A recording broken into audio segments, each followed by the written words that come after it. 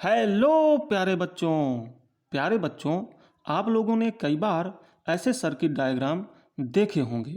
यहाँ पर आपसे पूछ लेता है कि तुल्य धारिता बताओ, या फिर कह देगा कि इस वाले रेजिस्टेंस में धारा बताओ, या फिर पूछ लेता है कि इस वाले रेजिस्टेंस के अक्रॉस पोटेंशियल डिफरेंस बताओ, यानी कि विभवांतर बताओ। तो ऐसे सवालों को करने के लिए व्हीटस्टोन ब्रिज बहुत ही अहम रोल अदा करता है प्यारे बच्चों।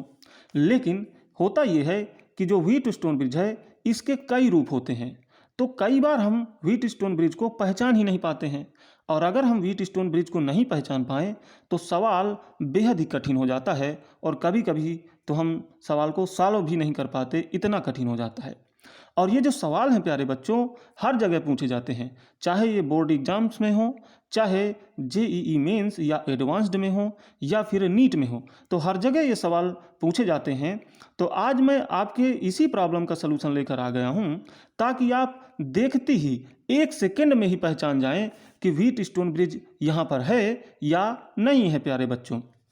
तो देखिए, जनरली जितने भी रूप व्हीटस्टोन ब्रिज के होते हैं वो मैं यहाँ पर लेकर आ गया हूँ, और इनको आप देख लीजिए और ध्यान रखिएगा कि ये रूप होता है। तो आप 1 सेकंड में देखते ही पहचान जाएंगे कि ये व्हीटस्टोन ब्रिज होता है या नहीं है। तो चलिए देख लेते हैं प्यारे बच्चों। ये जो सबसे ऊपर चित्र बना है इसको तो आप जानते ही होंगे, कई बार आप देखा भी होगा आपने। अब दूसरा वाला, ये वाला भी हो सकता है आपने देखा हो, लेकिन तीसरा और चौथा जो चित्र है ये बहुत ही कंफ्यूज करता है। तो आज से प्यारे बच्चों इनको भी याद कर लीजिए कि अगर ऐसा भी बन के आए ना तो वो भी व्हीटस्टोन ब्रिज होगा। ठीक प्यारे बच्चों, लेकिन इन सभी में एक शर्त जरूर होती है। आपको पता होगा व्हीटस्टोन ब्रिज होने की जो शर्त होती है वो ये कि R1 और R3 का जो रेशियो हो वही R2 और R4 का रेशियो हो। तो ये रेशियो कंप्लीट होना चाहिए।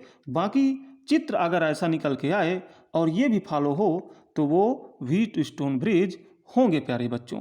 तो इन 4 चित्रों को आप अच्छे से याद रखिएगा, क्योंकि 99% टाइम यही चित्र बन के आते हैं और हम पहचान नहीं पाते, तो हमारा क्वेश्चन प्यारे बच्चों गलत हो जाता है।